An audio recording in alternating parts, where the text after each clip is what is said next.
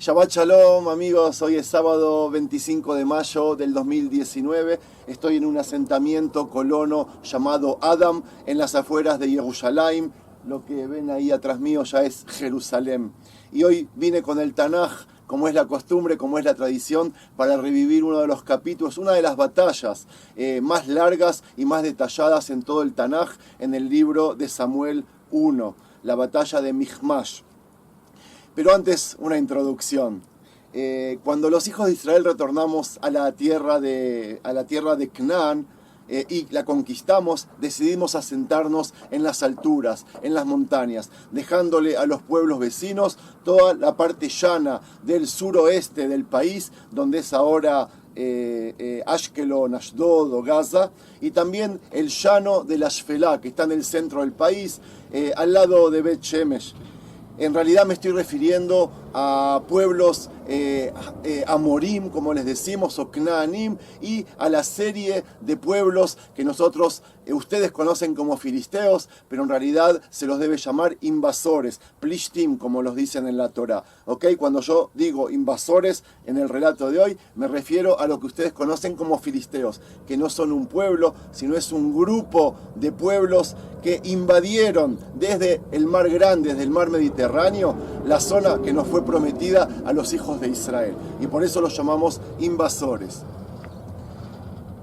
En los primeros años la convivencia fue armónica, vivieron en armonía. Habían enfrentamientos pequeños, pero ninguno había roto el equilibrio y la hermandad o las buenas ondas que habían entre los pueblos, hasta que a mediados del siglo XI hubo un enfrentamiento en la zona de Afek, lo que hoy es conocido en Israel como Rosh Ain, no lejos de mi casa, en la cual hubo dos batallas que ganaron los invasores, los Plishtim, y ahí rompieron el equilibrio que había entre ambos pueblos.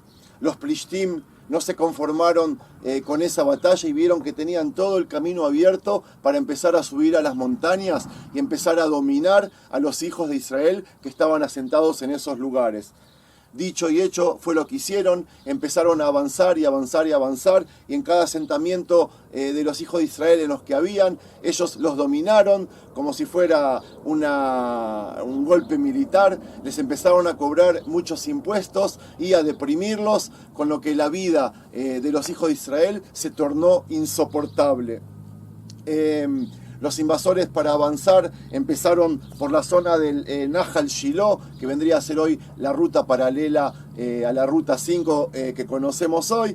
Y bueno, y conquistaron Shiloh, que en ese momento era la Jerusalén de los hijos de Israel. Esto que está aquí todavía no existía, nadie lo conocía, hasta que no vino el rey David y conquistó y transformó a Jerusalén en la capital de su reino.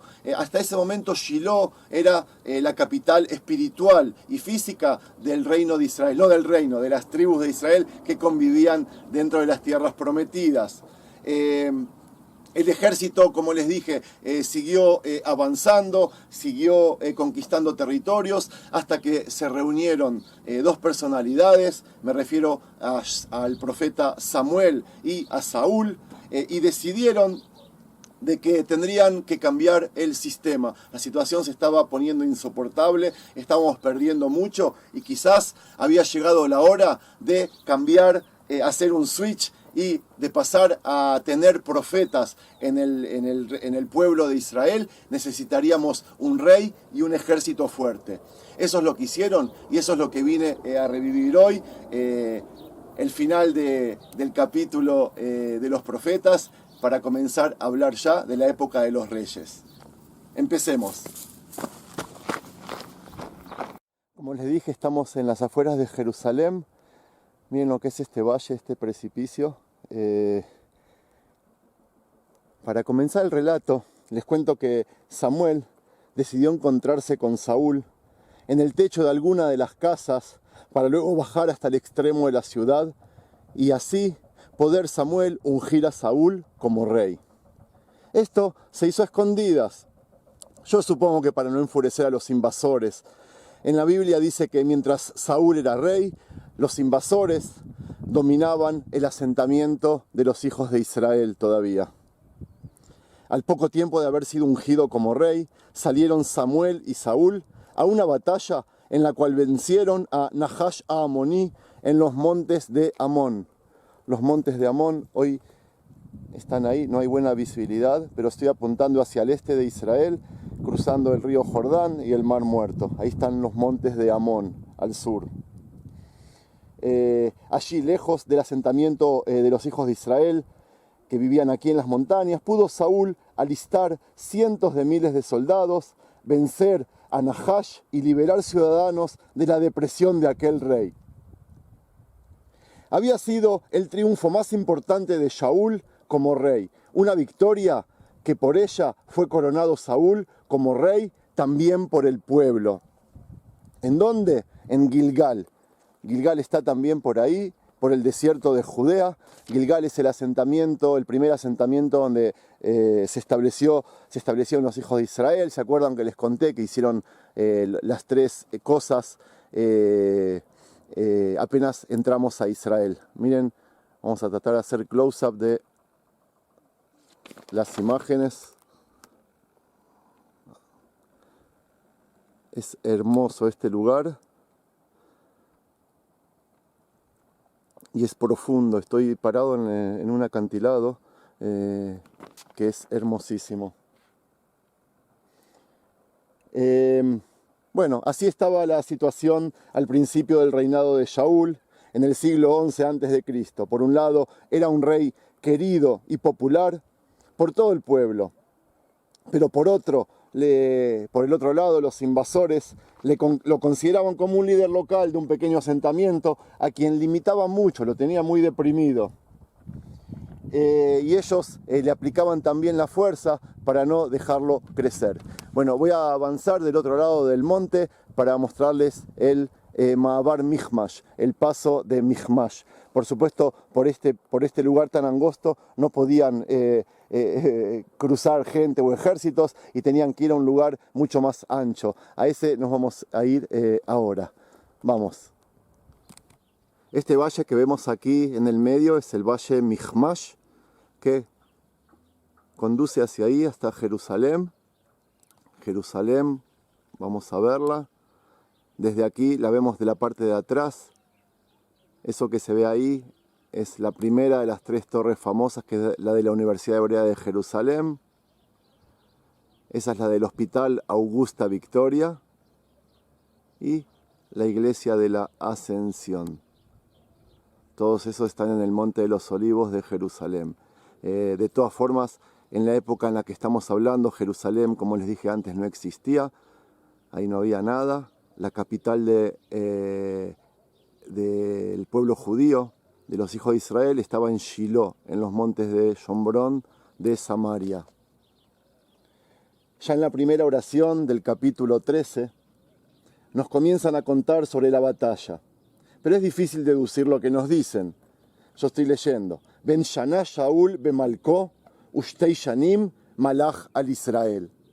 Imposible que Shaul haya tenido un año al ser coronado rey, o ungido como rey, o que haya reinado 2 años al tener solo 1 año de edad. Hay una pequeña contradicción acá. Por lo visto, la batalla Michmash fue el 2.º año de su reinado, y Saúl lo hizo para poder obtener soberanía sobre sus asentamientos. Debía sacar de allí a los invasores. Para ello, alistó Saúl a pocos soldados, unos 3.000, y los dividió en 2. 2.000 se quedaron con él aquí, donde estoy ahora parado, en Michmash, y el resto se fue con Jonatán, su hijo, hacia ahí enfrente, que es Givat Binyamin, la colina de Binyamin. ¿Ven? Hoy hay un asentamiento judío también ahí. Shaul puso su ejército en 2 puntos altos, como ven, que dominaban el paso Michmash. Este que vemos aquí abajo era el paso Michmash, por el único punto que se podía atravesar de la ruta principal. La ruta principal es la que venía desde allí, desde el valle de Jordania, y este era el punto principal. Los tomó control. Y de repente, al recibir la orden, Jonatán, que estaba enfrente nuestro, salió al ataque sorpresivamente con sus 1.000 soldados. Bajó por el paso de Michmash y se enfrentó al ministro de los invasores, de esta ciudad que le estoy mostrando acá, que era la de Geba. No fue casual esa decisión. Tanto Shaul como su hijo Jonatán sabían que esa acción desataría una respuesta agresiva y fuerte por parte de los invasores.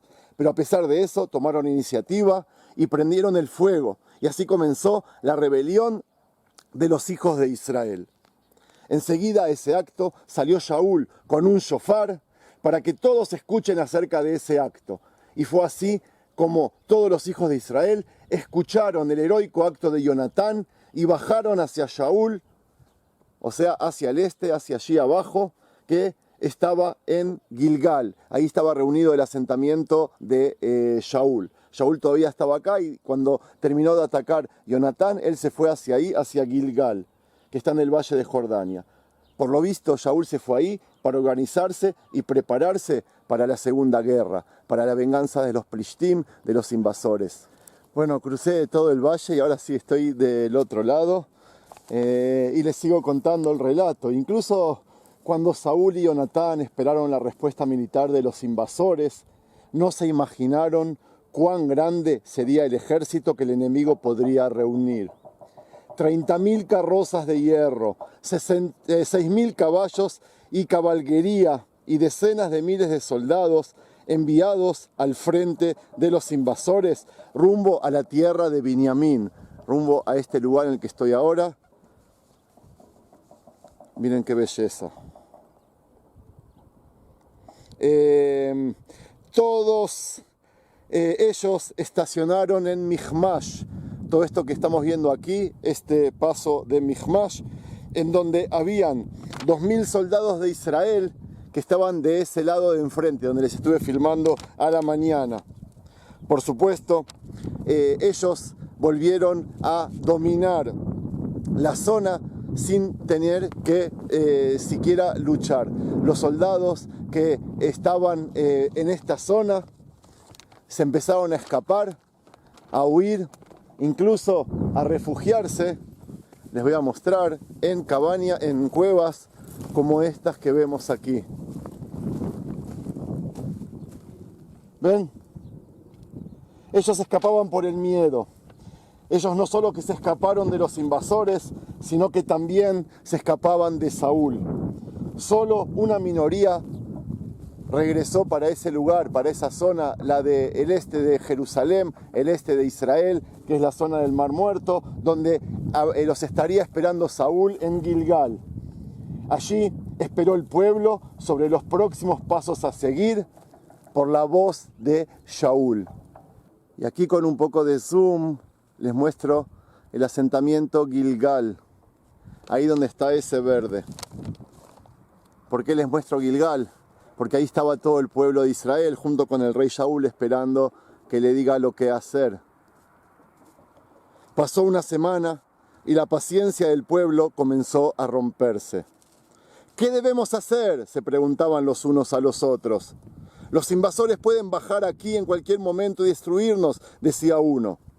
Mientras otro agregaba, quizás ya han incendiado nuestras casas y saquearon todos nuestros bienes. De a poco comenzaron a abandonar el lugar y el ejército de Shaul se redujo mucho, se hizo muy pequeño. Shaul, que esperaba escuchar noticias y órdenes de Samuel, decidió sacrificar un cordero sin esperar al profeta.